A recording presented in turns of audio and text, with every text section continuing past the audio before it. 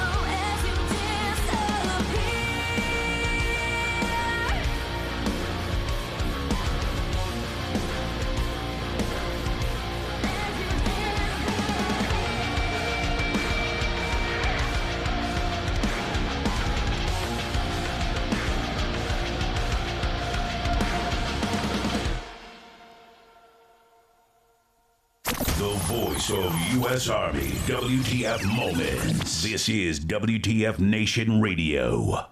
Everything stated on WTF Nation Radio is to be considered the opinion of the person that stated it, and not an official representation of WTF Nation Radio or U.S. Army WTF Moments. Price does not include tax, title, or license. Some assembly required. Each item sold separately. Batteries not included. Objects in mirror are closer than they appear. If conditions persist, contact a physician. Individual results may vary. Keep out of the reach of children. Avoid prolonged exposure to direct sunlight. Keep in a cool, dark place. And please enjoy the show. Shots. Twitter. Hello, Twitter. I think this is the first time that I've actually, under my control, have broadcast to Twitter, and it worked. I tried it last week, and it didn't work so well. So, hello, everyone from Twitter, YouTube, Facebook, both pages on Facebook. What's up, Doc Derek? Nice to see you. Today is the 20th of February, and the year is 2020. I love this. Today is a really good day. I had a super hard week, and I love it. I left work every single day tired and sweaty and filthy, and it was great. Oh, I'm joined here by my good friend Pooky here, who is going to remember to unmute his microphone before he speaks. Yes. Okay. We don't need to be talking to like this animated face, this beautiful No Shave November face that you have there. Been going on for like 5 years now. So, 5 years. It's been a no shave 5 years. I don't know what I'd look like if I didn't shave for 5 years. I think it's that point of it's the point of having no facial hair to actually having a respectable piece of facial hair. That's the most painful part. It's that point from not having facial hair to having something respectable. Mine's definitely not respectable. It's just all over the place. Something. If I grew facial hair, the first thing that's going to come in is mustache and chin, and then slowly my chops will fill in. My cheeks and everything else will fill in, but this will come in last. This comes in pretty quick. But here we are, man. We made it. I'd like to wish a happy birthday to my youngest daughter. Today is her 20th birthday. So happy birthday to you, kiddo. My oldest daughter. Birthday. My oldest daughter had her. She's 22. She had a birthday on November 10th. So it's a lot of gift buying and stuff. And you know how it's talking to kids. I don't know if I've got daughters, so I've never had to deal with having sons. But asking my daughters, okay, hey, what do you want for your birthday? Oh, I don't know. Okay, well, think about it and get back to me. And I prepare. I'm a guy that likes to prepare. So like a month out, I'll be like, okay, do you need anything? Oh my gosh, I got the date wrong. Today's not 13 November. Let me change that. No. It's the 20th November. Today's the 20th. Anyway, I'm asking them, what do you want? This is a month out, and they're like, oh, I don't know. I'll get back to you. Okay, get back to me. So a couple of weeks out, I'm like, okay, if I'm gonna send you something, I need to know. And that's just for one of my daughters, she's just like, okay, this. I'm like, okay, so I got her that. And my second daughter, she's just like, never did anything. So I ended up and I hate it. I hate it because I think just sending money is pretty impersonal. I like to do the gifts, like legit gifts. Figure out what the person wants, give it to them. That's the way it works for me. Yeah. So, what the hell's that? Oh. What? Something. Hey, there, I'm back. Hey. You Technical things. You didn't go nowhere. Yeah, I didn't see nothing. Oh, you didn't see anything? Maybe it'll catch up. Maybe it'll catch up to you. I need to change the date on there because today's not Friday the 13th. That was last week. Of all of the things that I remembered to do, this is the one thing that I didn't remember to do. Here we go. Oh, now I see what you're talking about.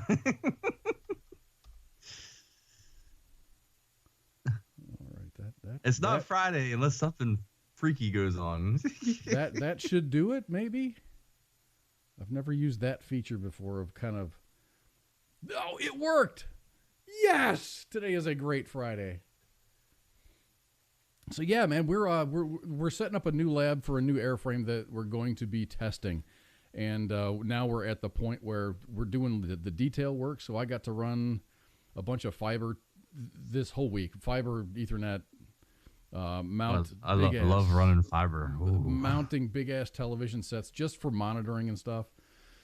And it's good. It's really good. I know what I'm doing. I've been doing this for years, and this is my favorite part of the setup because you're kind of in the middle of everything. And we've got certain test benches that are ready for testing, and we're actually doing testing on our flight control computers, and they're pulling data, and we're choosing components to actually put on the circuit cards, and we change out certain components on the circuit board, and the engineers do a bunch of tests. And like, no, we need to change that capacitor or this resistor over here. Or no, we need to change that op amp from this kind to that kind, and so this is like as the how do you say this? As the baby has been conceived. Okay. But now, like all of the DNA is getting together, and we're forming the way that this aircraft is going to behave, and it's gestation. During the gestational period, everything gets together, and things can go right, things can go wrong, and we're just doing all the work that makes everything go right, and it's this is my favorite part of the program. So, I'm just jealous because you got such a cool job. I love my job. I love going to work. We actually had our Thanksgiving. It was weird because it seems early, but it's not early. The company went and bought do the potluck kind of thing? We usually do a potluck, and we have all the retirees show up, and then we have just this mounds and mounds of food, and everyone has a good time and gets together. But because of the Rona, we got that Rona thing going on. We got that social distancing. Everyone's got to wear a mask, and everyone's kind of just trying to be safe. Masks work, masks don't work. Well, screw it. Everyone wear a mask. It's like here in South Carolina, they're throwing this thing out. It's like I guess a motto or whatever. Oh, no. Test before turkey. Test before. I heard about that. Tax dollars going to waste to come up with a little slogan like that. Like, just go get tested, fools. They had to. I mean, and you had to test it. Like, hey, what sounds better to you? Test before turkey. Which of these sounds more appetizing to you? I mean, I don't know. And I thought about it because I'm going up this. I'm planning on going up, and I'm saying that I'm planning on going up to see my brother, my brothers and their families, and my parents and different family members up in Chicago and up in Wisconsin. So I'm driving up there. So and I'm like, man, do I get tested? Do I not get tested? I can get tested if I needed to, but I don't know. See, if I go and get tested and I end up coming up Rona positive, and I'm asymptomatic, I'm a healthy individual, I'm not exhibiting any symptoms other than I have really crappy allergies. For some reason, my allergies came back this year. I wake up in the morning. Yeah, isn't that odd? It's like weird. It happened to me too. I'm like, wait, what? What's going on here? Why's my nose running? I'm not used to this, but I for some reason I've got this crazy. I like to sneeze. When I have to sneeze, I like to sneeze. I hate those fake sneezes where like, hey, dude, you're gonna sneeze. Just kidding. Where you're like, I'd just rather just let it all out and blow snot everywhere. I just love nowadays where you're in public and someone goes, everyone like everyone looks. They're just like trying to dodge the virus, like. But I guess you're not going to catch the virus as long as you're in the house by 10 p.m. I think 10 p.m. is the cutoff. Yeah, that's the cutoff. Especially here in South Carolina, where apparently the deadly virus only comes out at 9 if you're going to a restaurant, 10 if you're partaking in alcohol at a establishment. And if you're within 6 feet of another individual, that's not a family member. That's not a family member. It's nuts, man. They got people that want, like in in Pennsylvania, I think they're saying you wear a mask inside your house. That's. I don't know. I laughed if you said Pennsylvania, I'll believe that because their governor is like a few rocks short of a bag of gravel. Yeah. So I don't get it, man. There's all these other the leadership of some of the states have these different approaches. Gavin Newsom is the first one that comes to mind. What's her nuts from Michigan? Oh God, she's rattled straight draconian. She's rattled a bunch of cages, and I mean so much so where there's like legal actions against her to just stop her from doing whatever she's doing. It's the FBI had to go stop a group of guys that wanted to kidnap her. That's how bad it is. Yeah, I don't get it, man. I don't get it. I love being in the state of Texas. Everything is cool here. Had one of the greatest governors, I think. Governor Abbott is really awesome. He's awesome. He's involved. He's engaged with everybody. He talks to everybody. He's never talked to me, but hey, I'm nobody. Yeah, well, Texas is a big state, so extremely huge. But you get Governor, if you want to come on and talk with us, you're more than welcome to. 415-889-8367. You can call anytime, Governor Abbott. But I mean, if you look at Inslee, Jay Inslee, out of the state of Washington, he was up for re-election this year, or this last election cycle, and he didn't have a problem. And this is crazy, just because of the way that like Seattle has been behaving with the what's that? Antifa or whatever. Antifa, whomever those people were that took over that little square in Seattle. Yes, the Chad, whatever those folks. They allowed that to happen, but he won like 60-30. with 10% other, it was. It's kind of one of them things where you could just be like, hey, it's not my fault. It's the mayor's fault. Well, the mayor was behind them. They were like, oh, yeah, go ahead and protest. And then when they started getting around her house, she's like, hey, this became a problem. Oh, wait. This is a problem. You guys need to not do this. All high and mighty sitting on their thrones of power, No, it's just they're all making rules that they don't. And we'll talk about this, making rules that you don't yourself obey.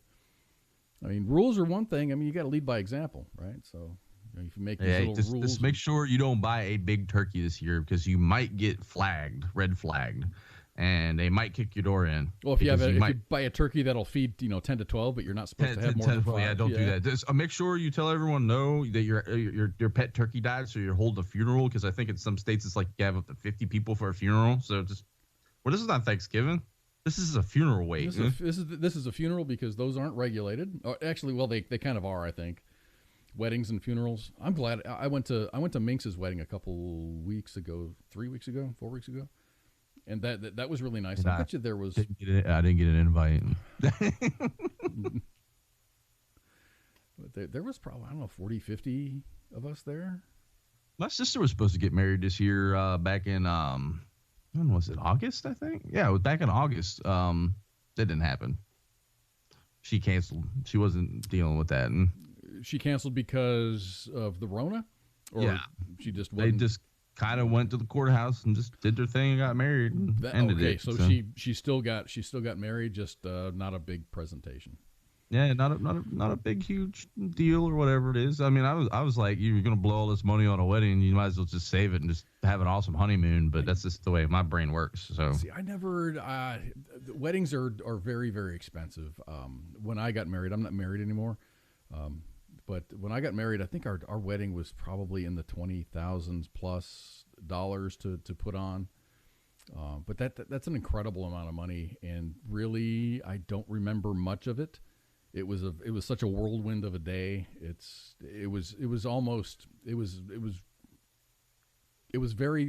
lasted all day long, but it was over very quickly. As far as your mind is racing because you have to, you have to be everywhere. You have to do all these things. You have to take pictures. You have to go here. You have to go there. But my gosh, it was just a lot of money. We had really good food. I had a lot of, a bunch of my Army buddies were there. My platoon sergeant was my best man. It was good. It was really, really good. So Heath said he's got no restrictions. So you're good. I think, you're in Mississippi, Arkansas? I don't want to confuse the two. Aaron Pence said, no, it wasn't him. Yeah, him. 5, maximum of 5 people for your Thanksgiving. Maximum of 5. That's not going to happen. So old GI chimed in. He's wondering if anybody has any problems with USAA auto insurance. I don't know. I've looked through. I've never had an issue with them, but I don't have a car anymore. But when I did have a car, that wasn't an issue. I never had an issue with them. Always great. Service was awesome. If I had a problem, it was instant at that point. And that's what I've heard. Their service is super, super awesome. Whether it's homeowners, whether it's car insurance. I don't have them because I think their premiums are too high. But that's my choice. So I can't speak personally on it. But I've got one of my colleagues at work has USAA, and they just I don't want to say without question. It's not like they just approve. They approve anything. They don't. I mean, they're an insurance company. But they're very, very accommodating, and we had tornadoes and stuff blow through, and they wrote the check. And a good buddy of mine had a brand new roof put on his house. But I've got AAA, and I didn't have a tornado, and I had a leak in my roof, and then the adjuster came out and says, "Wow, you got hail damage," and they covered it, so I got a new roof, and that's pretty awesome. That's the thing, like with homeowners insurance, you got to be very careful about when you call them out because they will raise your rates really quick. It's crazy because when I had my roof replaced, my rates I got a refund for the remainder of my term because I have a new roof. So I've got this house. My house was built in 1984, but brand new air conditioner, brand new roof, and everything, all of the things that are high dollar insurance has to cover type stuff has been taken care of. So my rates actually decreased. That's nuts. And I renewed my my car insurance stuff, and that was fine. That there was no increase there. And let me see, end of November, I'm going to start my new term with my homeowner's insurance, and my rates already have. It's going to be the same. There's no increase. It's not like they're trying to make up the money that they spent on my new roof. I don't know, man. I think insurance is kind of a scam. You're betting that your house is going to get damaged, and they're betting that it's not. So, well, the odds are in your favor at that. Right. Right. I was going to say, something to look into. A lot of homeowners. I don't know how many homeowners are listening. This is sounding like an adult chat, but warranties, appliance warranties there's like a lot of like insurance for that. I don't want to say insurance; they call it warranties, but you pay per month and it covers, like, say, your kitchen sink garbage disposal explodes, or your dryer or washing machine goes bit. It'll cover that. No? There's a deductible, but there is, and I've got friends. I usually, whenever I buy my appliances, I've renovated this house, so everything that I've got is brand new. So I'm using the warranty and then the extended warranty of the things and stuff that I put in my house. So everything is covered. The only thing that's not covered is my air conditioner. And this will cover your HVAC system and everything. Yeah. I think my mom's paying like something like $20 a month for it. It's pretty inexpensive. It is pretty inexpensive. But compared to the HVAC just went out and just completely blew, and now I got to pay like $1,000 some dollars to get it fixed. $200 deductible isn't that bad. It's not.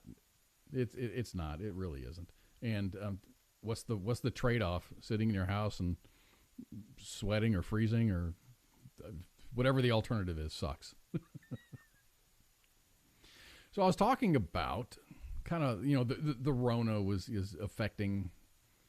It's affecting the way that we do business. For some reason, since the election, there's been this huge spike. Yeah, whether it's because of the protest, whether it's I don't know, whether it's because of all the celebrations for the seeming that Joe Biden seems to have won the election. I think there's a lot of court battles that are going to happen before that is all declared. The state of Georgia, December 9th or something is the final day they have to make their mind up, or the House has to settle it. No? Something like that. Like that. I don't know, man. I think there's a bunch of shady stuff that went on, and it's going to get settled. And it doesn't. I wanted my guy to win, but I'm fine with Biden. My life is going to continue, and I'm going to continue to conduct myself and conduct my life and take care of my family and whatnot. So it's just not going to affect me too much. The State of the Union addresses are going to be epic. That's all I gotta say. I think they're going to be like, they're either going to be epic as hell, or they're going to be like 6 minutes long. He's going to walk up on stage and he's going to forget why he's there, and then he's going to be escorted away. But anyway, there was a news. If anybody remembers Harvey Weinstein. Harvey Weinstein was convicted. Weinstein. I was thinking Epstein. I was like, didn't kill himself, but then Epstein didn't kill himself. Weinstein was found guilty, and he's in prison. He's in federal. Is it a federal prison? I don't know if it's a federal prison. It's a maximum security prison. It's probably one of those high dollar like hotel prisons for like Martha Stewart and people like that. No? I imagine he's not suffering too much. However, he hasn't been in the best of health. Yes, absolutely, D-Max. Joe Biden will be. Today is Joe Biden's birthday. And I think, what is he, 78? Wasn't he also like one of the youngest people to become senator? I don't know the answer to that, because that would put him in his mid-30s, early to mid-30s. I think you got to be like, was it 29, I think? Or was that the House? My brain's just... I don't even know. I can't say one way or another, but yeah, I also read that D-Max, he's going to be one of the oldest, or he's going to be the oldest president in the United States if he is elected. Looking like he's going to be. Stranger things have happened, but I know there's a lot of court battles, so people are calling him president-elect. He hasn't. I mean, all the states haven't certified anything, so he's not legally. I mean, he's not technically president-elect, but he's like the appointed. Yeah. Because the media said that he was elected doesn't mean that he was technically elected. Let's just get that off the plate. But, people who are, if he's your guy, great. I wish him success, because wishing him success is wishing the United States of America success. Everybody's success. Yes. He's the president of the United States. He's not the president of the people who voted Democrat. He's the president of the United States. So he's got to represent everybody. And I hope that he succeeds. I hope that he does a good job and he makes good decisions. And I hope that the people are near him, who are, consultants and whatever, if they are asked their opinion, they give their honest opinion. They just don't blow smoke up his ass and go, "Yeah, Joe, that sounds really good, buddy." And then it has to be like a super bad idea, like gun confiscation and anything that has boating accident. But what guns? No, I think if you have to start hiding your guns, it's time to start using your guns. That's my own personal opinion. But hey, anyway, Harvey Weinstein is in jail for doing super bad things, and we'll talk about that later. But he's in isolation right now with 101 degree temperatures, and doctors believe that he has the Rona. Ooh, that's rough. It is. I mean, being that old, he doesn't look like he's a CrossFit kind of guy, so he's probably not in the best of shape. He kind of was a shitbag, so he is a shitbag. I'm not gonna parse words on that. Law enforcement personnel state that Weinstein is, quote, doing poorly with various health issues, some of which point to the coronavirus infection. Weinstein was tested Tuesday morning, and doctors are awaiting their results, but they are confident enough that he has COVID, and they have placed him in isolation as a protection measure. If the test comes back positive, which they expect, he will be transferred to the prison hospital. Harvey Weinstein has various health problems which complicate his current illness. The sources are clear. He has various symptoms that are very serious. There were reports that Weinstein had coronavirus back in March, but sources say that he was never officially diagnosed. Doc Derek, you got a good point. It could be COPD due to his obesity. He is a big dude. He's old. I really don't know how old he is. I don't know. I would say mid-60s. Mid-60s, early 70s? I have no idea. I'd have to look it up real quick. I really didn't know who Harvey Weinstein was until after the accusations came out. So Weinstein's current battle is anything but a mild case. We're told, given his overall health, his age, and his current illness, he is at extreme risk. So I think they're prepping the public. He's 68. 68. It's not. Does he look 68? I don't know what 68 looks like. I think he looks all right for 68. I mean, he's overweight, but for 68, So anyway, if you recall, Weinstein was rushed to the hospital shortly after his trial earlier this year when he complained of chest pains. And of course, he came to court each day afterward with a walker in his hand because of chronic back issues that he has said he's been suffering for several years. Long story short, this guy's in bad shape, and a bad case of COVID could take its toll. I mean, I don't like to wish him ill, but he really hasn't. He's done some bad stuff, dude. No bad karma. I don't want to wish him bad. I don't want to wish evil on anybody, but man, the karma's coming around finally on him. So it's just I don't. You know what? Tax dollars saved. That's all I gotta say. D-Max says, shout out to my niece. She graduated as a... I can't read that. Is that 13 Bravo? 13 Bravo. She needs to get her ass off the couch. Whoop. Wait. Females can be in... Oh, yeah. Oh, what? Really? Mm-hmm.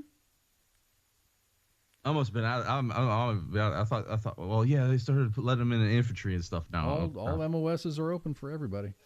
Well, sorry, that's got to make field artillery a very awkward place. I'm sorry to say that. No, not being sexist or anything. It's just. I was aviation, so we had females. So I mean, everybody did their job. I never had any problem. We had some of our best pilots were females. Shout out to Socorro McGee. She was an LT like 20 years ago, so I don't know. Either she's running the show now or she's she did her time and got out. I don't know. Anyway, back to Harvey Weinstein. Harvey Weinstein had a dramatic fall from grace as an extremely powerful figure in the Hollywood circles when he was convicted of rape and sexual assault. I mean, right there, he's standing right in front of the Oscars, right there. I think he was sentenced to 23 years. Yeah, 23 years, and is currently serving his sentence at Wend Correctional Facility. I'm like, where the hell is Wend Correctional Facility? Well, Wend Correctional Facility is a maximum security prison in Alden, New York. Where the hell is Alden, New York? Well, it's just a little bit east of Buffalo. I'm not really saying this is personal. I'm really not seeing a lot of sympathy for him at the moment. This was a thing in the news earlier in the week, and it just kind of fell off because no one cares about this guy. The guy's he's a real shitbag.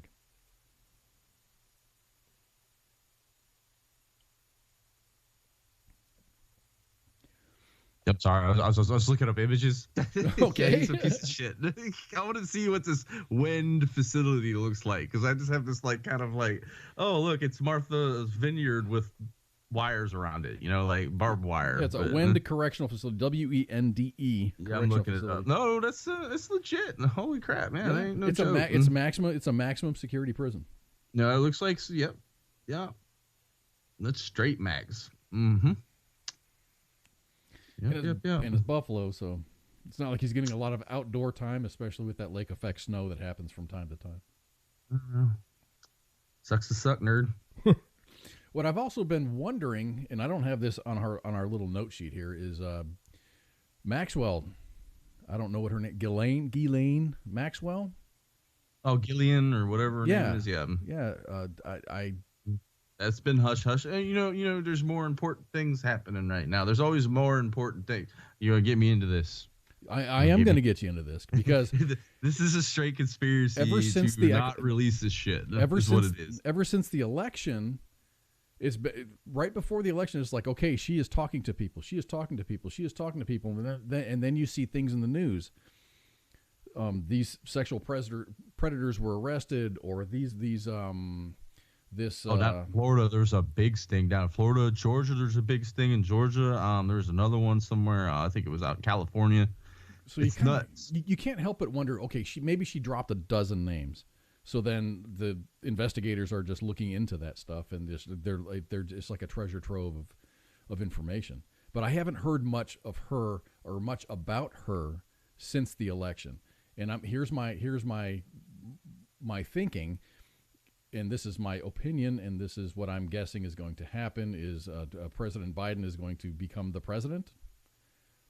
Like officially, the inauguration happens, and here we have President Biden and Vice President Harris. Shortly after that, very quietly, Maxwell will either die in jail or she will be released. No, there's probably plead deal on the table already. If we get X amount of people, you're free to go at that point. Surely she's not singing like a canary because she's going to be spending the rest of her life in jail. Yeah, I don't know. Have you seen that documentary Filthy Rich? Oh, with Epstein? Yeah, talking about Epstein, but she was just as bad, like with the young girls and stuff like that. She was just as bad as he was. I chose not to watch that I don't want to be pissed off, and it would piss me off. I think it would piss me off. That's like one where you just feel like I just got to be mad. I just got to be mad and let's watch this, and it gets really deep and crazy when you hear the whole true story about everything that was going on and how this shit happened. For as long as it did. And that's from a documentary perspective. So that's from the investigator standpoint. They're telling the story. It's not like they were interviewing Epstein and they were interviewing Maxwell and things. They were just kind of gathering information from this source and that source and the other source and putting a story together. Obviously, they did very well because that's like a 2-hour documentary, isn't it? Oh, they had like victims coming forward and talking. That's horrible. Mm-hmm. Yeah, I mean she did bad stuff. I mean his stuff was released, like his flight logs and stuff over to Epstein Island was released, and there was a bunch of people that on that list. I have no idea who they are. Some of the royal family, the Clintons. Yeah. Oh God. Other than the people that everybody know, there's a whole list of people that nobody's even heard of. Well, like I said in the documentary, he used blackmail on a lot of people to get to where he was in power, pretty much, and that was his fame at that point. I've got this.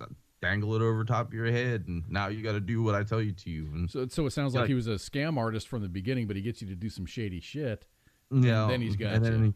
Then he's got you. Like one dude, somehow he wound up with his entire fortune. I don't know how he did it. Like it was a stock trade thing, and he wound up with billions of dollars overnight. I'm like, okay, yeah, all right. All of a shady. Sudden, all of a sudden, here's my success. But I heard he lied about education and. Oh no, he was a teacher for a while. He was a teacher, but I mean, he found a way to game the system and to make it appear as though he was as successful as he said he was, but he really wasn't. He was a good con man. And then by his success of being a con man, he became successful at whatever the hell he was doing, being a con man. Kind of went hand in hand. I don't know. This seems like a lot of effort. I like to go to work every day. I like to earn my money, and the things that I have are mine, and nothing that I have is illegitimate. So, hey, American dream, right there. Boom. I love it. I don't have to have billions of dollars. That'd be kind of cool, but I'm good. I don't even know what to do with that much money. Really wouldn't. Just I'd buy a trailer park maybe. I got it by myself. I got a guy that I work with. He's 56 and he's wanting to retire. He's done really well as far as, and we've worked together. I think we've worked at the same company about the same time. He might have 5 or 6 years on me, but he's saved his money and he's pretty frugal. But when he retires, he wants to buy like an RV park. But he wants to make it in like a badass RV park. Yeah, not some meth lab, but, right?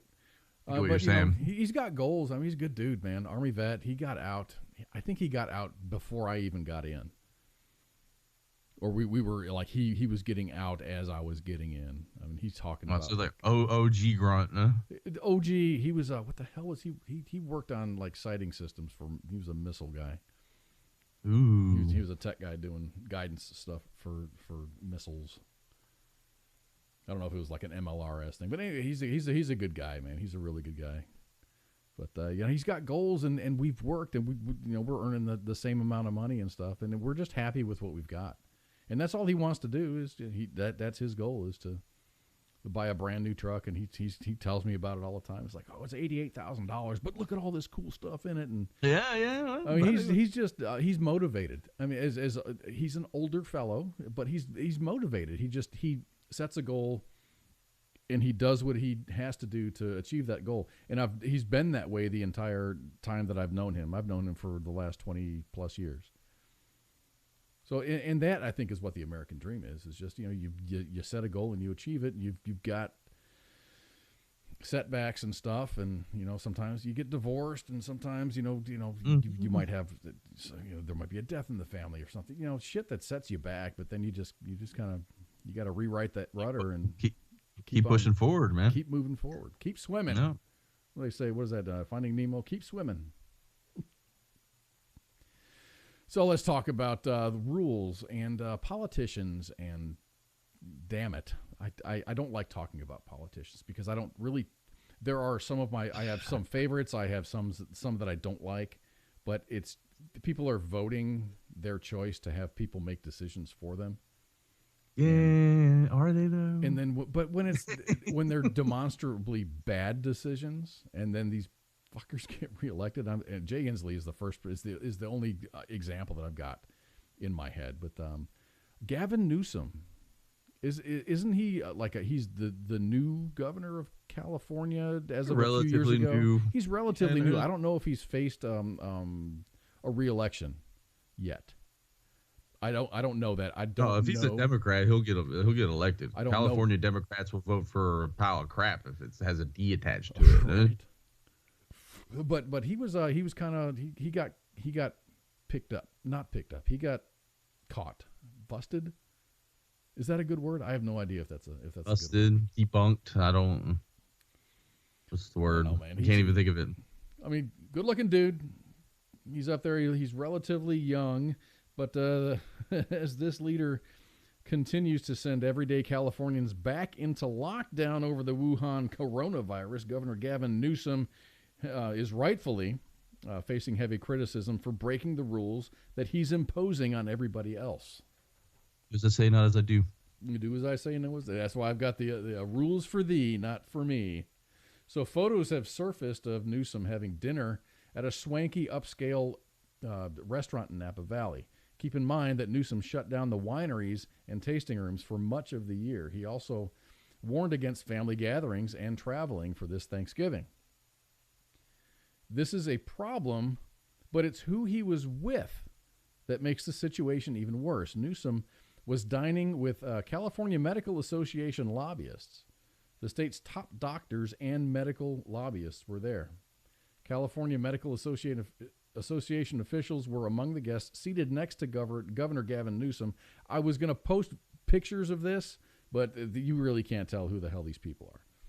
So I just have this guy pointing his finger at you, telling you what you should do. But wasn't there a senator that did California senator just kind of did the same thing? Like, let's go get a haircut. And Pelosi? Yeah. Oh no! That's all cool because that was the salon's fault. Oh yeah, they set her up. They set her up. Mm-hmm. So California Medical Association officials were among the guests seated to Gavin Newsom as a top California political operative's birthday dinner at a restaurant. It's called French Laundry. French Laundry restaurant. It's not a laundromat. It's called French Laundry. I had to look it up. I'm like, why would you name your restaurant French Laundry? Apparently, I'm not cultured enough to have an opinion on this. Parley. Omelette du fromage. Oh my gosh, my daughter has this. I'm like, I asked her what. Oh my gosh, I have to pull this up. I don't know how to do this. I asked her this a couple of weeks ago. She took like 4 years of French in high school, and she's really, really good at it. And I asked her, what is there anything now that you remember from high school French? And then she goes, I go, what does that mean? And she goes, the arrow indicates the direction from which the wind is blowing. Oh, there's a bunch of stuff like that in French. Like, it sounded beautiful. It sounded super beautiful. Like, oh, you've got gorgeous eyes, and no. And I said, what does that mean? And she's like, the arrow indicates the direction from which direction the wind is blowing. It was crazy. But it made me laugh. The one that I saw was like the like legit sound like that, and it was a whole sentence with different words. I think I know exactly what you're talking about. It's French. It's French. It's wherever you put the accent and things like that. So CEO, back to the Gavin Newsom controversy here. CEO Dustin Cochran and top California Medical Association lobbyist Janice Norman. When I first saw that name, Janice, I'm like, J. Anus? Janus. J. Anus. That's how it's spelled. Janus. Oh, hello, Holly. Holly's here. Hello, Holly. Hello, Clarice. This is sounded new. I can't do it there. So Janice and Norman was there, both joined at dinner at the French Laundry restaurant, a very elite Napa Valley fine dining restaurant to celebrate the 50th birthday of the lobbyist and longtime Newsom advisor Jason Kinney. So anyway, he's breaking the rules. No one in those pictures had masks on, not even close. You said a key word in there. Which one was that? Lobbyist. Lobbyist. It's money. You pay money for influence.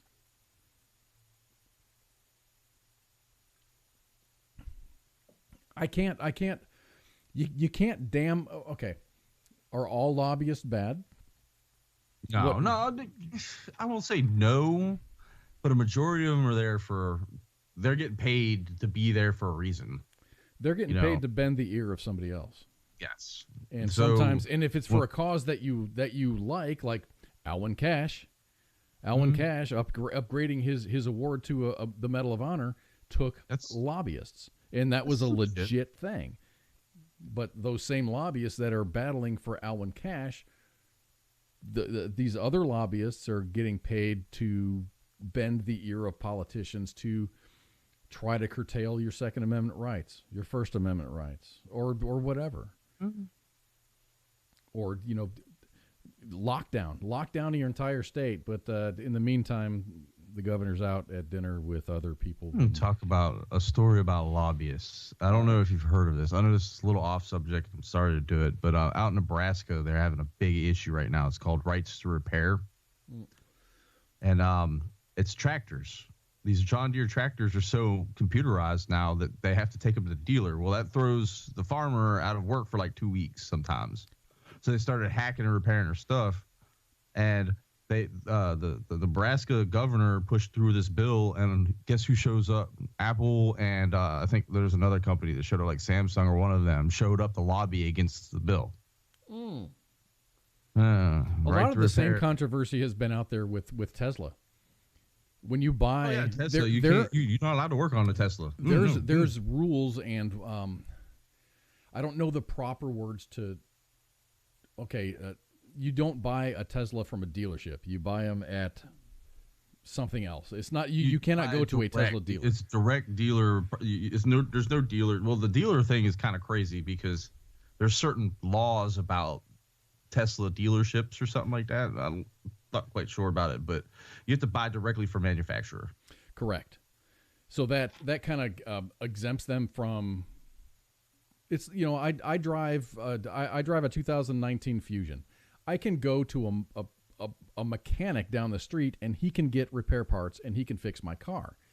If you're driving a Tesla or if you're driving a John Deere tractor, you can't go to a tractor repair place with a capable mechanic and have them be able to order repair parts to fix your whatever it is, whether it's your Tesla or your tractor, that your livelihood is based on the functionality of that tractor.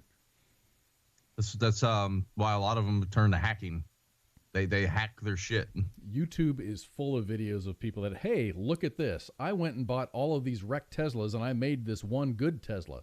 And I spent $30,000, but I've got a car that's worth $75,000. Oh, I would love to have a Roadster. Oh my God. Oh. They have Tesla. It's amazing technology, and it's really, really awesome. I think it's pretty awesome. I don't know that I'd buy one. I have gone out on a limb, and I've got a hybrid right now.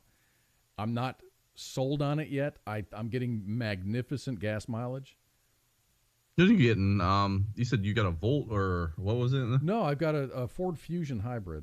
Oh, Fusion. Okay, yeah, those. What was it, a Fusion? I think it was a Fusion. Me and my mother rented to go down to Florida, and I think I filled it up like once, and it was like $18 to fill it up. It was nuts. From South Carolina to like Florida, mid-Florida, it's great gas mileage. I drove from here to Killeen and then down to Austin and then back to the Dallas area on one tank of gas. That's amazing. It's like I thought you said a Volt. I was like, yeah, Chevy Volt gets like something like 100 miles to a gallon or something like that. Just crazy. It does. I've got one of my coworkers bought a Volt back in the day, and he's not happy with it because as soon as it ran out of its warranty period, its value went to the bottom of the barrel. Just chunk. Yeah. So I've got, I'm having a very good experience with my car right now. I'm not sure. I've heard, batteries and, you gotta wait, because I've got two engines. I've got a gas engine that picks up after a certain time, but I'm mostly running off of electric power.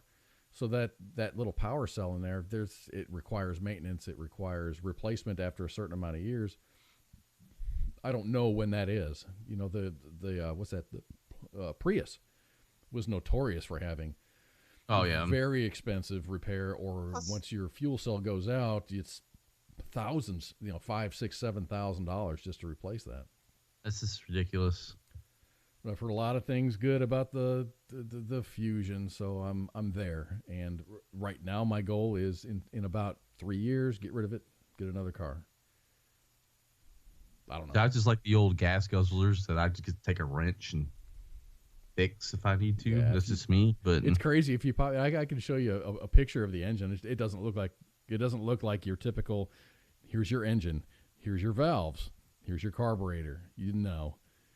I opened it up and I'm like, okay, where's the battery? They're like, oh, the battery's in the trunk. What do you mean the battery's in the trunk? Yeah, it's way in the trunk. It reminds me of a story about Spanky. Oh no, her battery. What her minivan is Dodge. It's a Dodge something or other. But anyway, Durango or something. Yeah, Durango. Her battery ended up being like underneath the driver's seat, like an MG.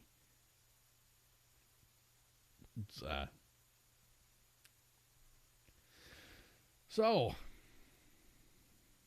since kind of derailed there. Yeah, a little bit. Yeah, we kind of went off on a little bit of a tangent, but that's kind of our signature, though. We just kind of get this is a conversation, and I'm glad caveat? You all are involved. What caveat? Yeah, we're not dovetailing or caveating. We're just our conversation is going everywhere, and thank you. Segue. Thank you all very much for hanging out. We don't need segues. putting up with us. Where we're going, we don't need segues. So there's a Rona vaccine. Are you going to get the vaccine when it comes out? No, because I don't want to be foaming at the mouth trying to eat my family. Okay, that's fair enough. Fair enough. I mean, I don't know what it's going to do to you. Like, I mean, it's unprecedented. Unprecedented. I can't even say it. But the amount of time it took for them to discover this virus and then make a vaccine, I've never heard of such a thing in my time. So the virus was discovered. I think it's been out since probably late 2019. Discovered, actually named in early 2020, and the big hubbub and all of the cautionary practices, the mask thing and the lockdowns and stuff happened about mid-March. So from mid-March, a very big effort to find a vaccine has been in play. It's crazy because they've got the two different companies right now. Many companies are having vaccines right now, but two of them have come to the forefront: Pfizer and another company. I can't remember their name, but and they do the same thing, but they're quite different. So one's got to be refrigerated, the other one doesn't. People who have taken these vaccines during trials say that it's kind of like the shingles vaccine. It comes in two phases. You take there's one shot and it hurts like a bitch, and you feel kind of sick, and then you have to go and take a second shot a number of weeks later. The symptoms are the side effects are about the same, but you take an aspirin, and the pain goes away, and then. Apparently, that's supposed to be that is your immunization. I wonder how many of them individuals actually experienced the anthrax vaccine. I had the first round of anthrax. I never went back for my second or third. That thing, Doc Derek, you're absolutely correct. One of the vaccines, I don't know who it's from, but it does have to be stored like below zero. It has to be negative 70 Celsius is what I read. Yep. That's crazy, man. That's like super cold. I don't know how they'd shoot that into you if it has to be stored at that temperature. I'm sure they warm it up. Like long-term storage or something like that. But so you got it's kind of funny. You got a doctor coming in or a nurse coming in to give you the shot, and he's got that vial underneath his armpit trying to warm it up. Oh dear Lord. So I don't trust it. I don't trust it. I'll give it about a year or two. I know a lot of states are already talking about mandatory vaccinations. And I'm not down with that. I'm not down with the mandatory vaccinations. That's I gotta draw the line there. I think it should be encouraged. If it comes out, I'm going to let you know. After seeing what the Rona did to my parents, I'm going to get a vaccine. They're older. They're in their 70s and 80s. And it took them down. It took them down for a good long time. My dad had a harder time recovering. Both of my parents did recover, but it took them down. Right now, they are still they can't taste anything. They can't smell anything. And my mom's pissed off because she's like, I want to make a Thanksgiving turkey, but I can't. I'm going to overseason it. I know I'm going to overseason it. But anyway, go with the deep fried turkey. You don't have to really worry about seasoning that much. The peanut oil does the work for you. Right, or order it from anybody. I think, what did I hear? Popeyes is doing. You can order a Thanksgiving turkey from Popeyes. I don't know. Really? Man. That's legit. I don't know. I don't know. I should have researched that a little bit longer. Or it's like one of those headlines that I read. I'm like, I don't know if that's an ad or if that's. I'm gonna look this up real quick. Hold on. Oh, you do it, please. Yeah, live on the air. Fuck it, we'll do it live, man.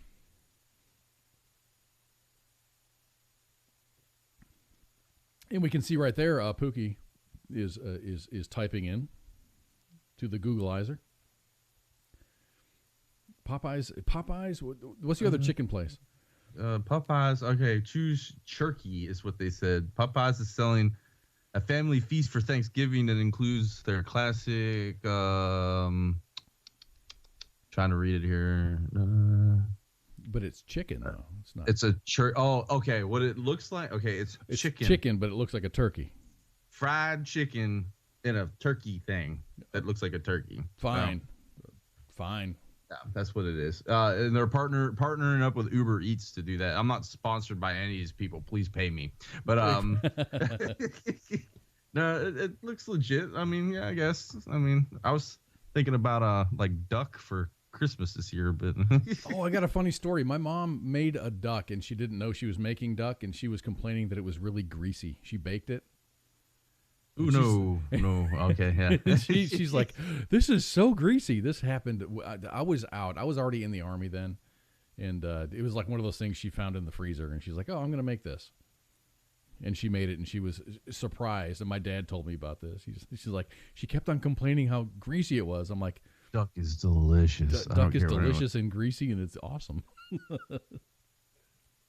It's all in how you cook it. If you do it wrong, it'll come out horrible. If you do it right, it is probably the most delicious stuff you'll get your hands on. It's the duck I've had has been a little gamey tasting, but it was delicious. It depends on the duck. It really does depend on the duck. A lot of people don't know that. It wasn't like a mud duck. Have you ever seen Justin Wilson? When Justin Wilson, the Cajun chef, he's passed now. God rest his soul. Yeah, I know. I know who you're talking about now. He did a question answer session. You know, people sent him mail. This is back when people actually licked a stamp, and when people actually licked a stamp, we used to have to lick stamps and put it on an envelope, and you mail in questions to Justin Wilson. He was saying, someone asked him a question of how do you cook mud duck? Mud duck is like all the ducks you see like in the parks and stuff.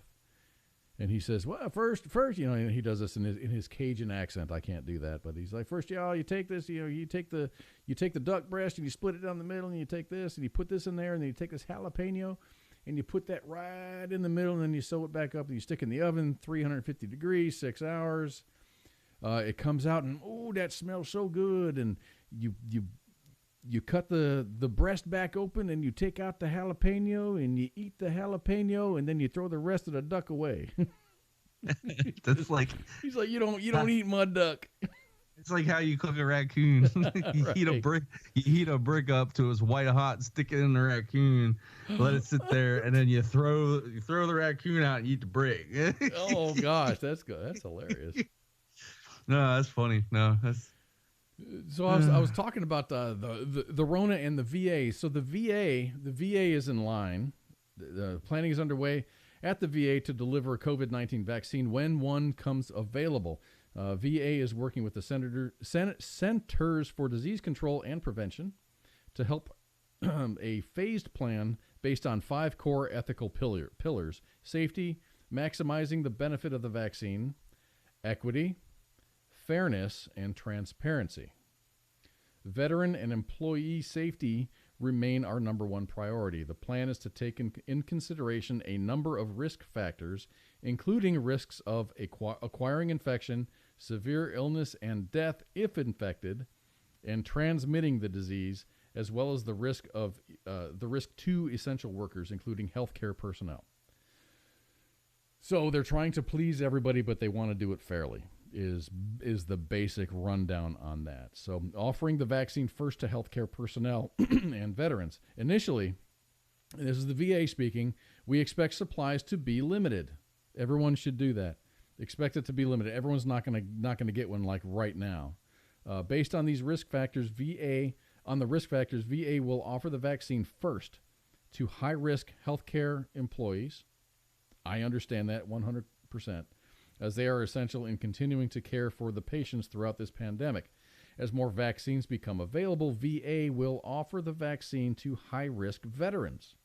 VA's ultimate goal is to offer it to all veterans and employees who want to be vaccinated.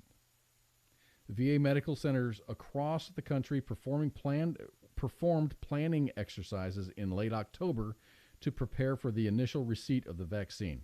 These exercises help sites determine how they will distribute the immunizations. They base these decisions on the number of doses available and coordinated communications with the veterans to schedule their immunizations. They also addressed ordering, storage, handling, and administration of the vaccine. This is something that I really wish other hospitals, big hospitals like Baylor, Scott and White, and other humongous hospital bases around the United States would say, okay, this is our plan. This is our plan, and this is the way that we're going to do it. The VA is the only entity that has come out with this is our plan, and it's very well planned out on whenever they receive the vaccine, how they're going to distribute it, and it's like crazy. The VA being proactive on something for a change. Wow. This is really, really a good article. Additionally, the VA has been conducting listening sessions and interviews with veterans across the country to gauge their interest and determine the best methods for reaching out to our very diverse veteran population. Your local medical facility will update you as vaccines become available. If you guys want to get any more information, go to va.gov. They've got a whole corner of the internet dedicated to all of their COVID-19 information and how the vaccines are going to be distributed. I don't know, man. I'm down for it. I'm going to get one. I got my flu shot. I got my flu shot, so I got my flu. I don't know if you deal with the VA or not. And this pertains to a lot of people listening right now. But if you go up and you show your VA card to like Walgreens and CVS, they'll give you a flu shot for free, right? And pneumonia if you need it. Really? Yes. And all you got to do is just take that record, call your VA, just whoever your nurse is, or just the main VA, be like, I need to talk to my nurse. Be like, hey, I got vaccinated. Here's the info where I got it at. It's free. It's free. Yeah, I've got really good. I work for an awesome company, so every year they have it's free. I say free. It's not free. It's being paid for in some way, fashion, or form. But every year we get free flu shots, and I got mine several weeks ago, like 3 weeks ago. Yeah, I like to get my flu shot. Like my last living condition, I had an immune compromised individual living in the house, and I didn't get vaccines because of that, because I was scared that I'd get the vaccine and a person with the immune deficiency would catch the virus pretty much. So I was like, nah, ain't doing that. No. Or if your body had some kind of a reaction, they might suffer because of okay. So I just held off on that. But now that I'm living here, I'm just like, shoot me up with everything. I'm happy with that. Tina Ramos says, funny how these vaccines came out after service members got their annual flu shots. puts on tinfoil hat. I think the tinfoil hat comes on where these companies that say that, hey, we have a vaccine happened right after the election. Yeah, I actually called that 6 months ago. You talk to anyone I know, I'd be like, watch, there'll be a vaccine. You know, there'll be a vaccine available coming around after the election. Everyone's like, what? Yeah, well, even the companies that came out with the vaccine were just like, we didn't want to say it prior to. They had it way prior to the election. They just didn't want to say that to sway people. I get it, but I don't get it. It's gonna be like a feat of like. This is going to be written down in the history books as how fast this vaccine was developed. If it's legitimate, you know, like it was so quick. I don't know. So anyway, we're a little bit past time, so we're going to take a little bit of a break. But I've got a very special a COVID announcement. It's got celebrities and musicians in it, so I hope you enjoy it. And if you know what this person is saying, please send me a message at Koz WTF Nation Radio or something. I don't know exactly what this person's saying, but this is enjoyable. So we're gonna be back in a couple of minutes after the break, and we're gonna talk about some more stuff.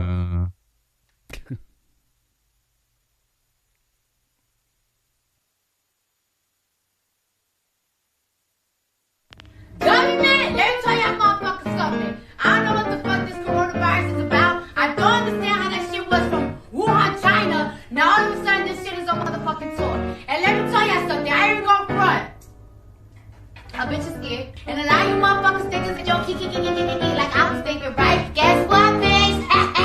Coronavirus. Coronavirus. I'm telling you, shit is real. Shit is getting real. Woo! Bitch, I'm scared. WTF Nation Radio. WTF Nation Radio. WTF Nation Radio.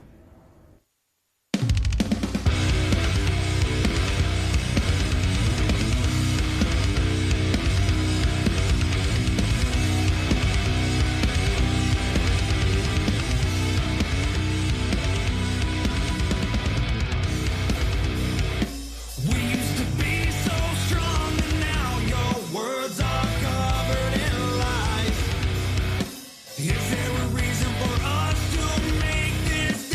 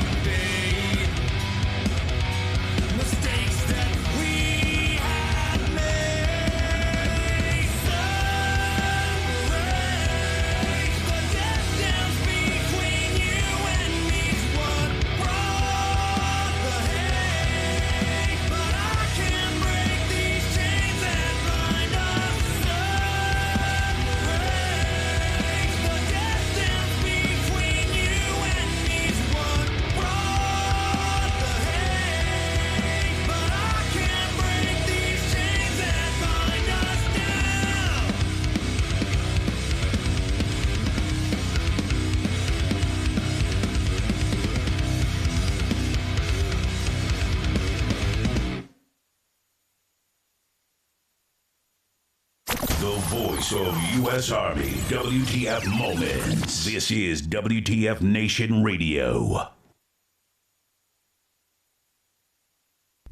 I don't have any bumper music to bring us back in out of the break.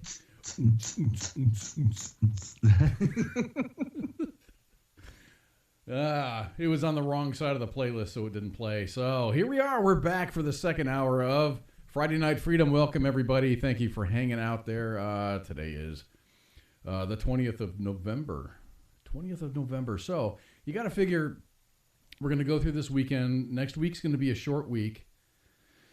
We're going to go back to work. Then all of a sudden, it's December. The end of the year is coming very, very quickly. This year went by relatively quick, except for March seemed like it just drug on forever.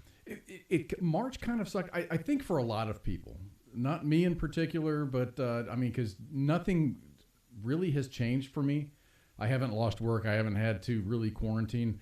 I've changed my behaviors a little bit because of the Rona, but everything has been pretty much the same.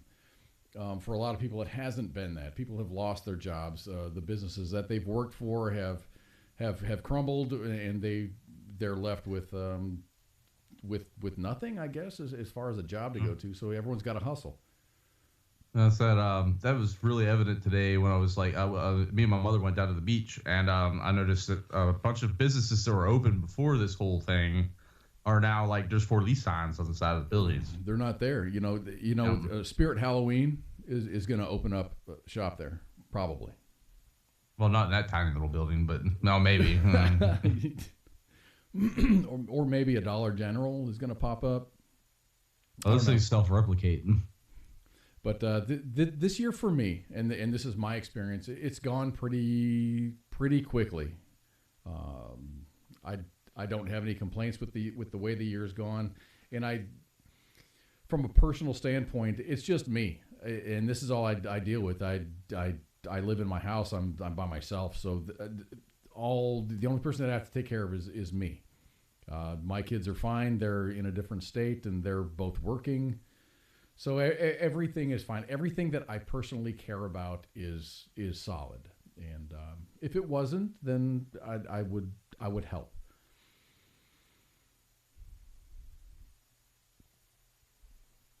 Are you good, man? No, I'm good. I'm sorry. You got that big ass towel to clean up the dribbles.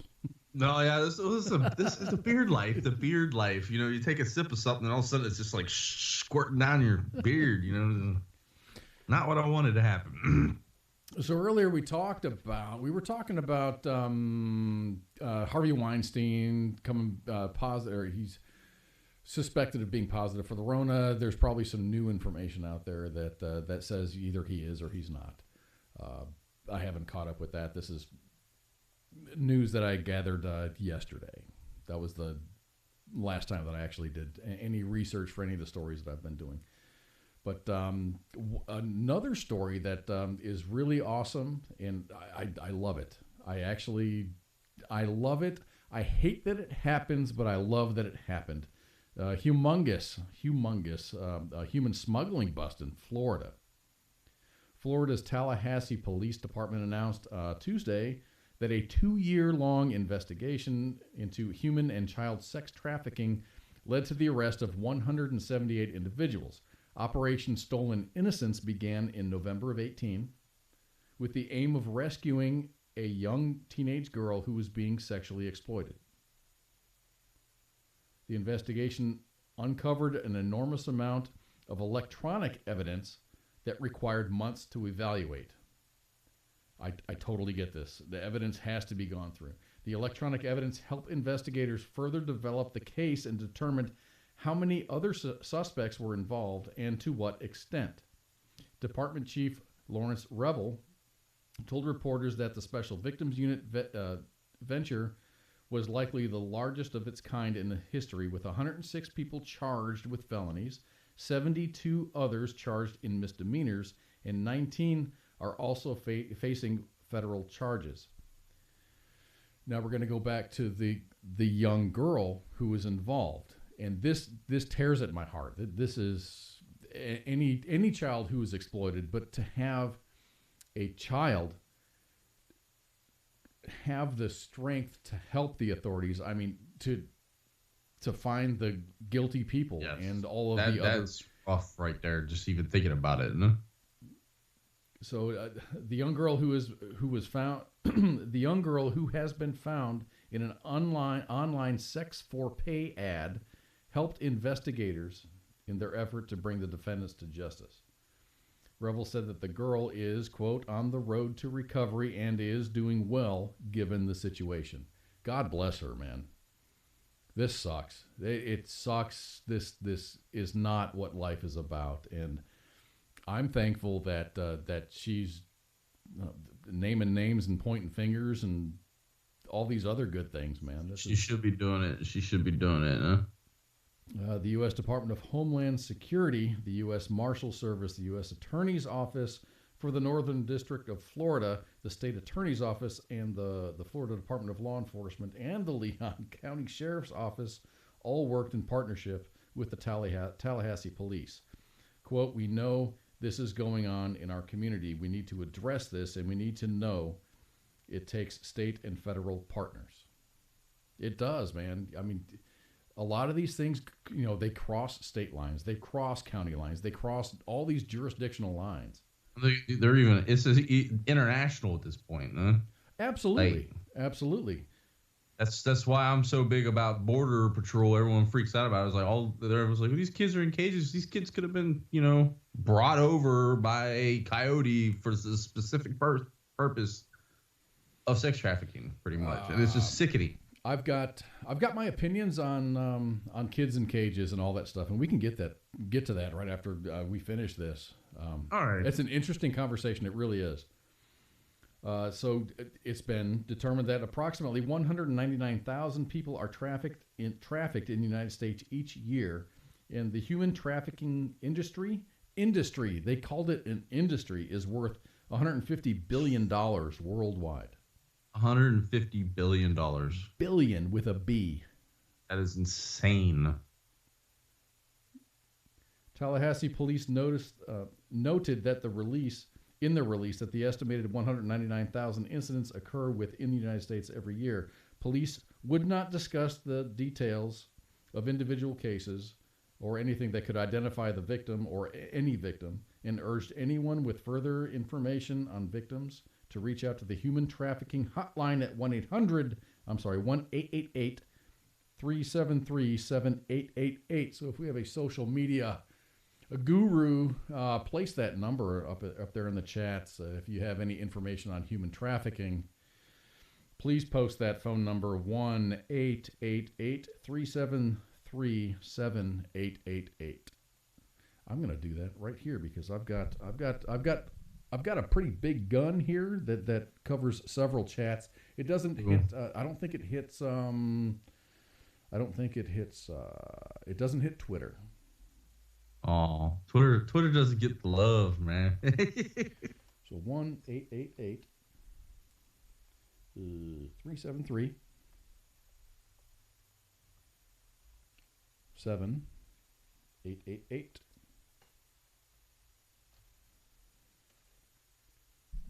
So that's the human trafficking hotline. If you have any evidence or whatever, it's thank you, Doc. Doc is right up there on the gun, man. Awesome stuff. No, which one is it? One's 3788 and the other one's 78888. Oh, Jesus. 373-7888. Oh, Jesus Christ. Come on, Doc. Get the numbers. Doc, come on, man. 373-7888. 888. Yeah, okay. Human trafficking sucks, dude. And I think that these kids in cages things, a lot of the kids that are being detained, and I say kids, minors, those that are under 18 years old, they've been brought over by coyotes that are not their parents. Yes. So they're 100% understand this. A lot of people don't seem to understand this, but then, coyotes, be snatching kids across the border and stuff, What the hell was that? We had what the hell was that graphic? It was like a coyote with a kid on the back of the coyote. All you think of in the back of my head. This is right before elections too. It's like these people are freaking voting.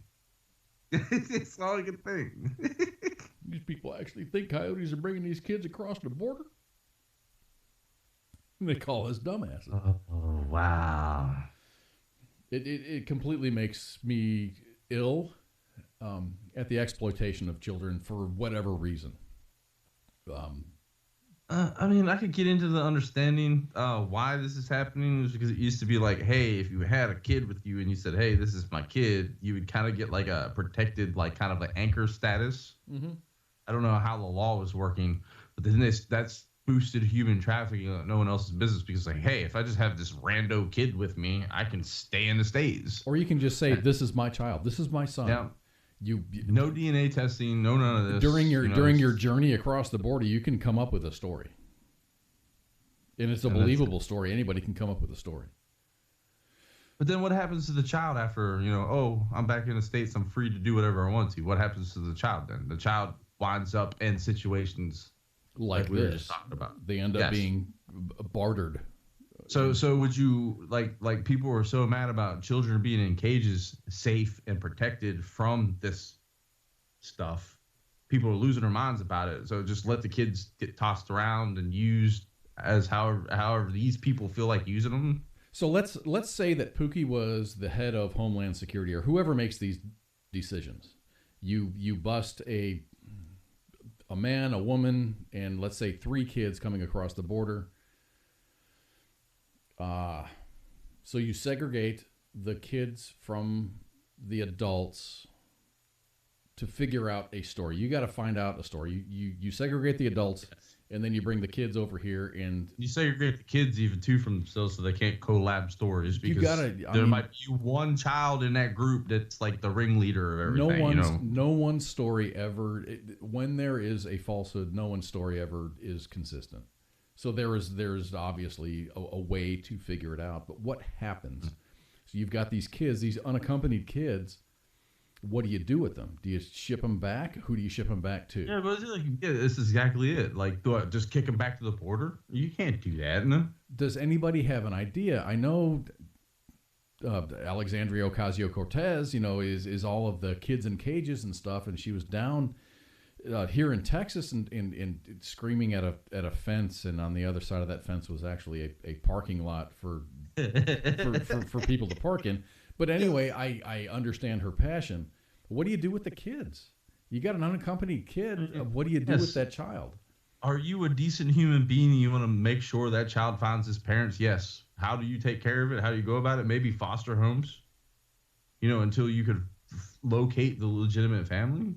DNA testing, definitely. DNA testing, yes. I've heard a lot of kind of horrible stuff and I don't know how much truth is to this. I think there's not a lot of truth to it, but mandatory hysterectomies for some females.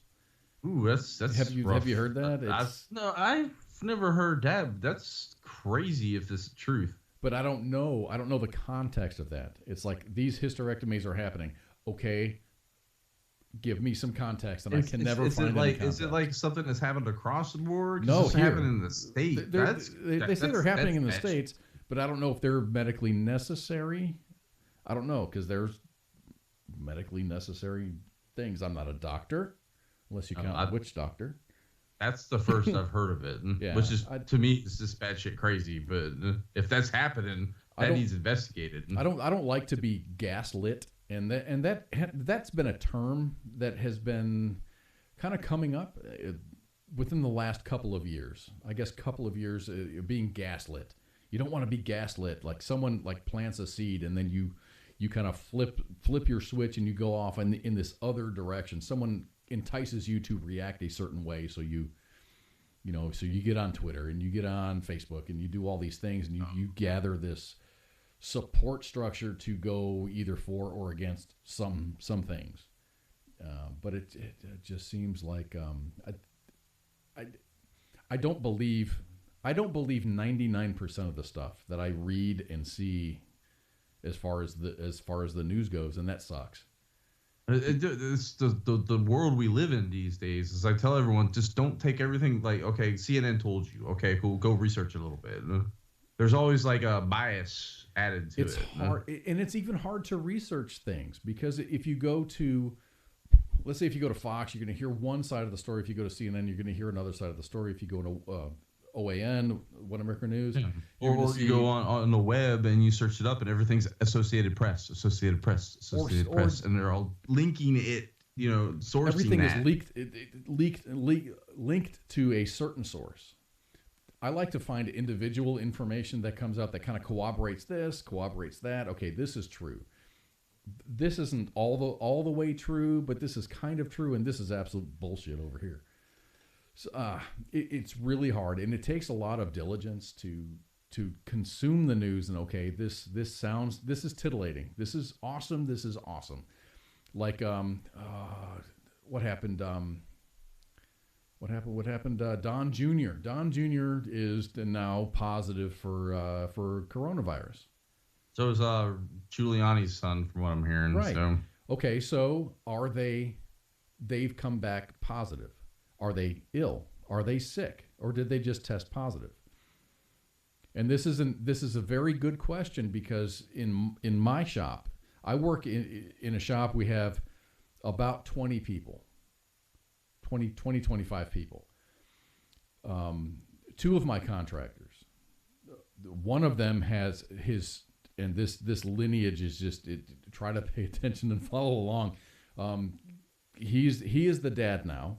His stepdaughter was exposed to coronavirus because her father, his stepdaughter's father, tested positive and is ill. So he was not allowed, his badge was deactivated. He was not allowed back at work until he had a negative test. So both he and his daughter were tested. His daughter tested negative. He tested negative. He had one test. He tested negative. So he was allowed, he provided proof to our HR people. So they reactivated his badge so we can get into where we all work.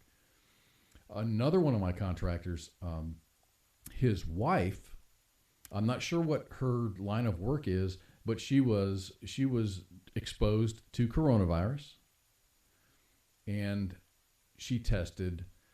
They had a rapid test. She tested negative. No, they had a rapid test. She tested positive. She went and did another test, like the where they lance your face, and she tested.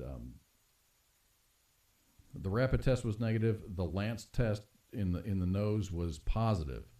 So now he has to stay home and he has to get tested. All of his kids have to get tested. And we're still waiting for the results. He's not allowed to come back to work until he has a negative test. Elon Musk last week was tested 4 times.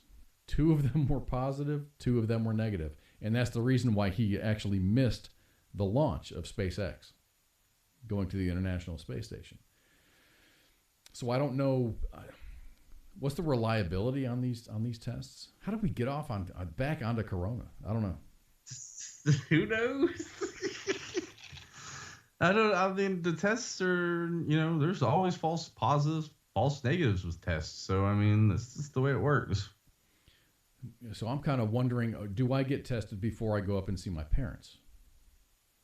Well, if you do and you pop positive and you don't go, but you're not sick, you're kind of protecting your family. I don't want to get my family sick. My parents, I don't want to get sick from, and we've got family coming from all over the country. Well, test before turkey. Test before turkey. I mean, okay, let's just say, okay, I test negative. So I'm going to go up and I'm going to see my brothers, and we're going to have a good time, and I'm going to see my nieces, and it's going to be great. But let's just say a family member comes in who is asymptomatic and is just spreading the shit like wildfire. Do I walk into their house and I'm wearing my face covering? It just seems you don't watch the Weather Channel much. No, I don't. I don't watch any TV. They have like the whole play, like wear masks when you're not eating, eat away from each other. One person should maintain the food and take care of the food. And California. I saw the if you go to a restaurant, and this is when they were allowed to remain open, you sit down, and when you're looking at the menu, you have to wear a mask. Your food comes, you still have to wear a mask. But when you want to take a bite, you take your mask down, you take a bite, and then you put your mask back on. I eat a lot of barbecue, man. Nothing smells worse. How these masks work. Nothing smells worse than putting back on a mask after you've eaten something that's been drenched in barbecue straight sauce. up Carolina barbecue. Vinegar, garlic, right in the nose. Yeah. Oh my God. It's crazy. So Doc Derek said all this Rona stuff. He says other than the shit paper, it has had no effect on his personal life. Did you see that? Apparently, there's a shortage again. Is there? No, I just there's a couple of states where people are claiming they're just like Florida's got it knocked out. No, Pennsylvania, like please no. People are buying toilet paper like crazy right now for some reason.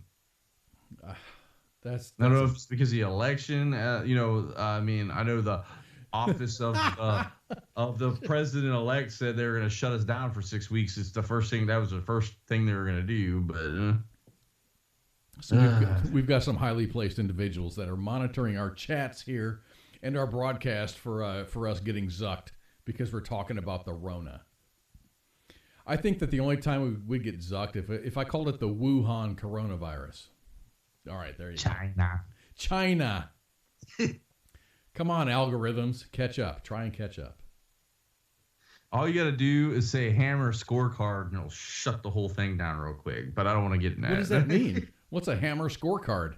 I'm going to say that again. Hammer scorecard. Hammer scorecard will shut the stream down. Was it like an EA Sports type thing? What is that? No, that's like a CIA operative or operation or whatever it is that deals with election counting and stuff like that. Oh, okay.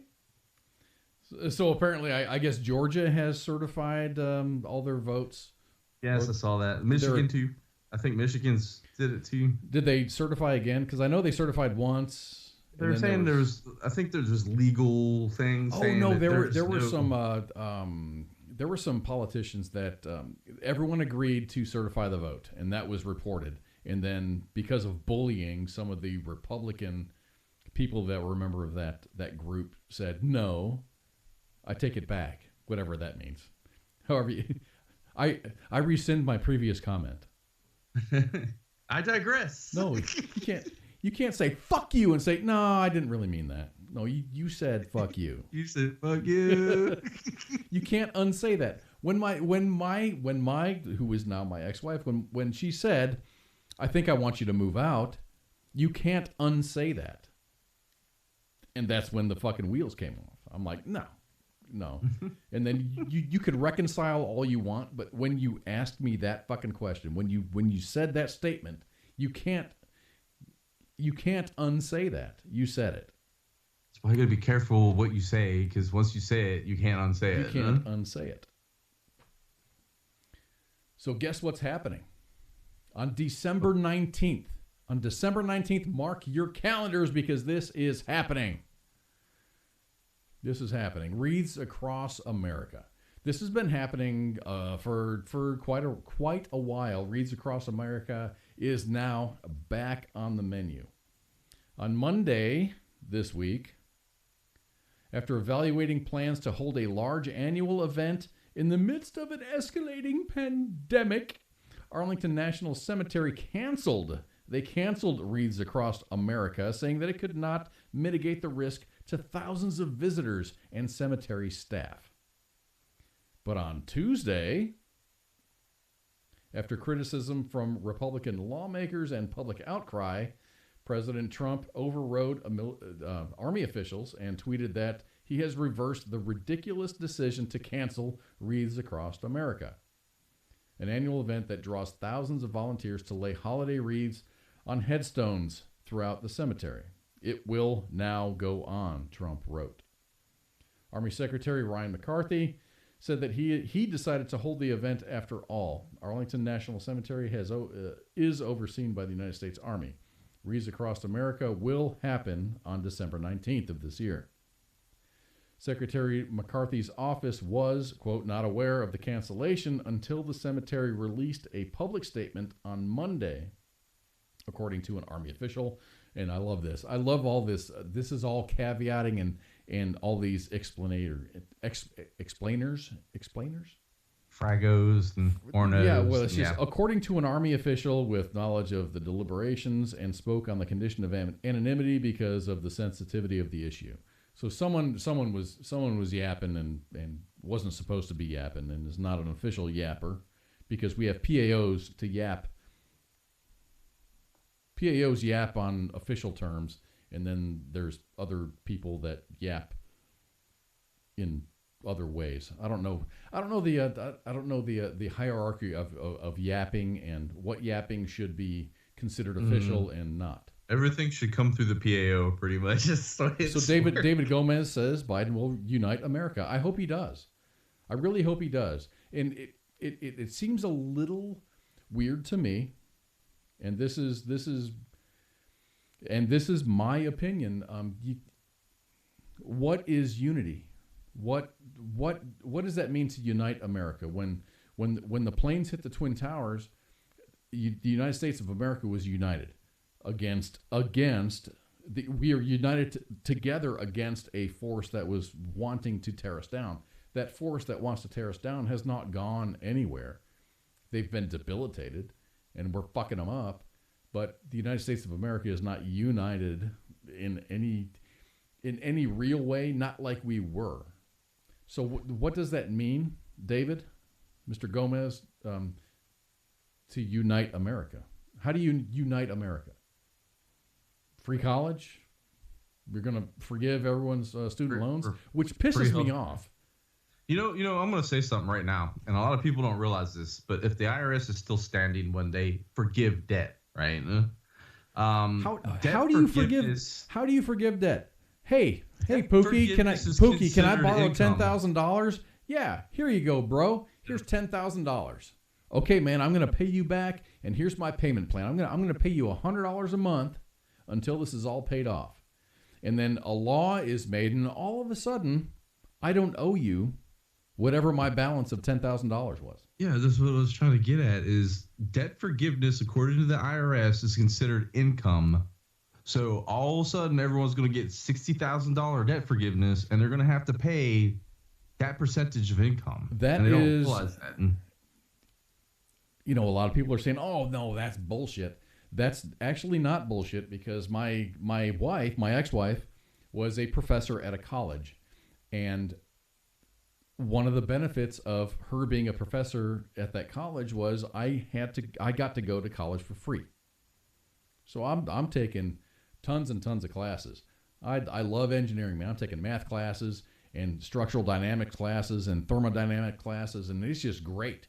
The end of that year, that was the cost of those classes was added to my income. So we ended up, and that was a year where at the end of that year I ended up contracting and making a buttload of money. So I had some write-offs because of that, but then it was all offset because of all the other college that I got. I still had to buy my books. I had to pay all of the student fees, all of the club fees and crap that I don't use, parking fees. I lived in town, so I could walk to the campus. So it was great, but still, that was considered income. So I ended up making, on paper, I ended up making probably about $13,000 more than I actually made. I never had my hands on that money, but I had to pay taxes on that money. So yeah, if you just forgive, let's just say for a 4-year college, I'm going to say that's going to probably be about $56,000 or $60,000. Yeah, and that's in 1 year. That's just tuition. That's just tuition. That 1099 Charlie is going to bite you so hard in the balls that you're going to wish that you still had that debt. Because now you owe it to the government, who, however, can charge whatever interest and service fees they want to you. And if you don't pay it, they can take everything from you. Taxation theft. I had to get that off my chest by the end of the night. Except for pancakes. I heard bad pancakes are worse than taxation. Yes. Oh, bad bacon too. Oof. What's bad bacon for you? Bad bacon is turkey bacon, obviously. Yeah. Soggy bacon, floppy bacon is bad bacon. Oh, it depends. It depends. Like the super burnt. Like some people think they gotta burn it till it's like black. It's just like, nah, dude. You gotta get that right. Like it's like steak. You gotta get it right. Just right. And we can talk about pork chops and we can talk about bacon. Bacon, I prefer bacon to be crispy with a fair amount of fat in it because the crispy fat is better than the meat portion of the bacon. That's why you eat the bacon. It's technically fat back, but in the States we call it bacon. It's pork belly is what it is. Pork belly. I can't find pork belly. I've got this really good ramen recipe that I want to try, and it requires. Yes, I know exactly what you're talking about. It requires pork belly, and I've got to go to a butcher to get the pork belly. I'm surprised they don't sell it at the stores. They sold it everywhere in Florida. You just find a straight up slab of pork belly. good eating. So our listener, Captain Wayne Baconator of Adgerton, says turkey bacon can burn in hell. That inventor should be hanged and tried for crimes. Turkey bacon has more sodium in it than regular bacon does. It really does. It's kind of worse for you, but it's not. My ex-wife could not eat pork.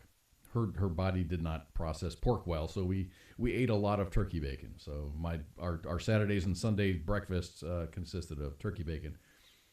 There were sometimes nothing wrong with turkey sausage if it's done right. I have no problem with that. Sausage is sausage. I'm really good. I super love the Jimmy Dean sausage. Just all of the Jimmy Dean products are just beautiful. We were talking about Rees across America, and now we got off on bacon. I was about to say they were worried about coronavirus. I really wanted to say this, but we went on a tyrant. Okay, they were worried about coronavirus at a graveyard, but 6 feet they say 6 feet apart is like the epitome of a graveyard. Yeah. I think they're 6 feet down. Everyone's buried 6 feet down and they're separated 6 feet apart, aren't they? In Arlington, at least. So everyone's kind of separated. And so if you're laying reefs, you're at the distance that you need to be. So you're kind of on the outskirts of the battle zone.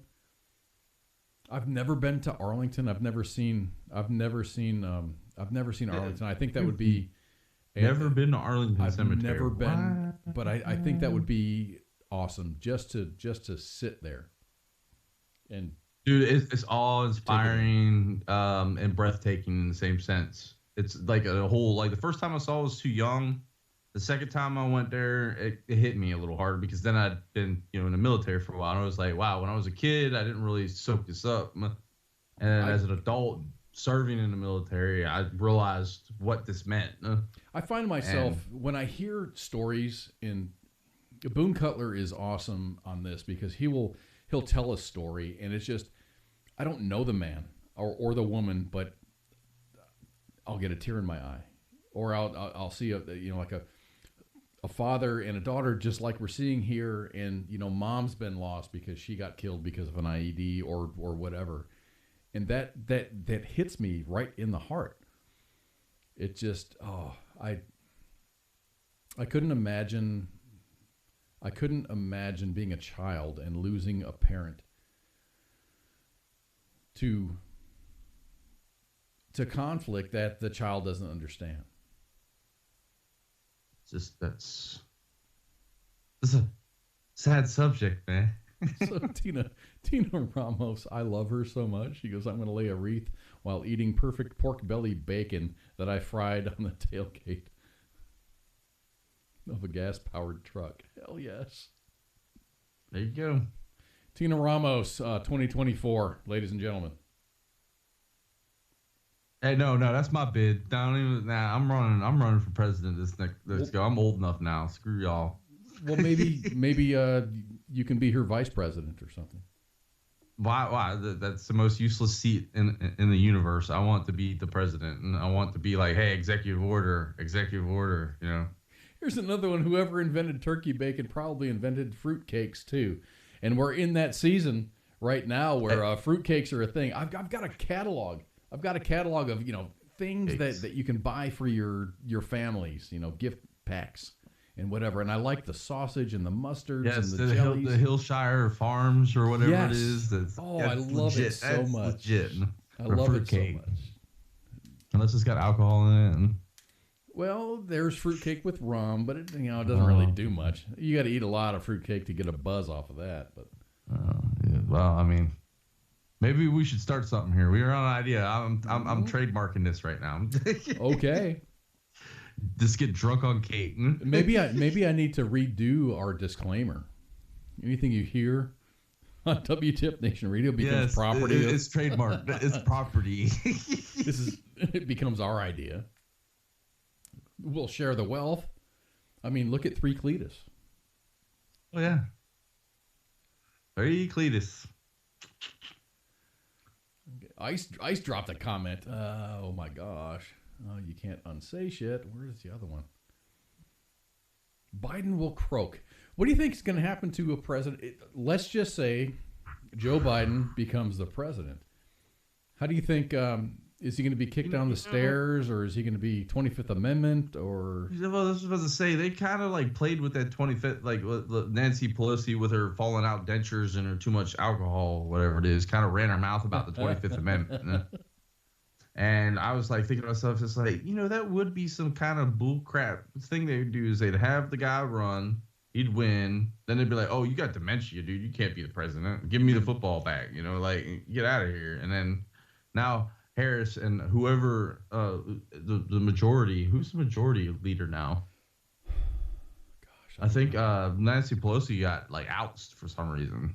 There's a lot of hate and angst for her because she's really ineffective. She's powerful, but she's very ineffective. She's not a leader.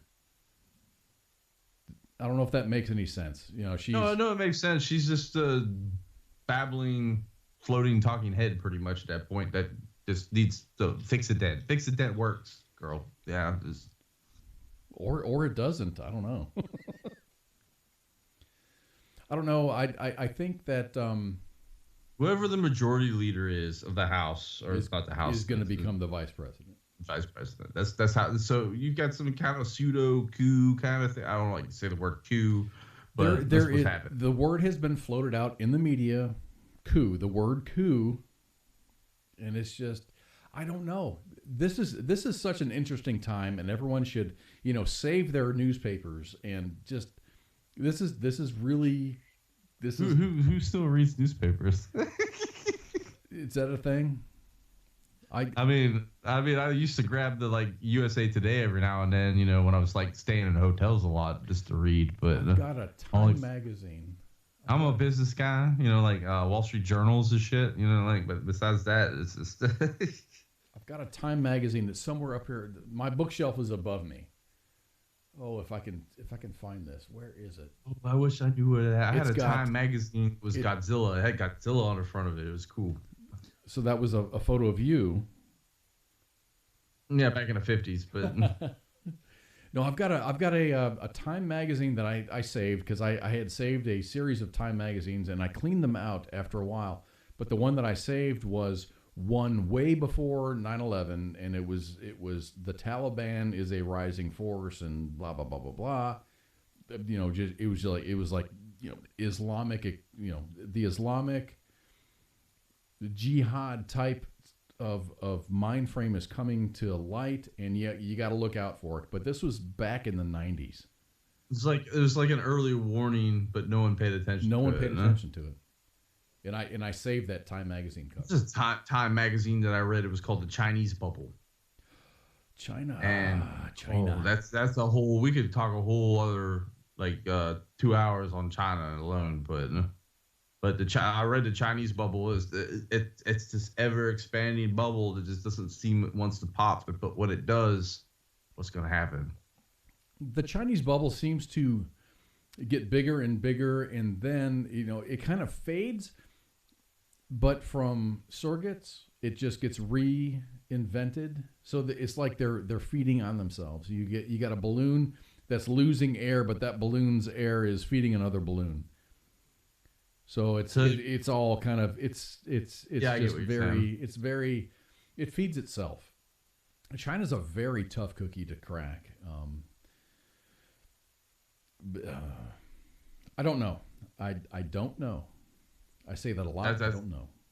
We can sit here and talk for like 3 hours on China just alone. Shit. So anyway, back to Joe Biden. I think with Joe Biden, if he gets named president officially, I think that he's going to fade away.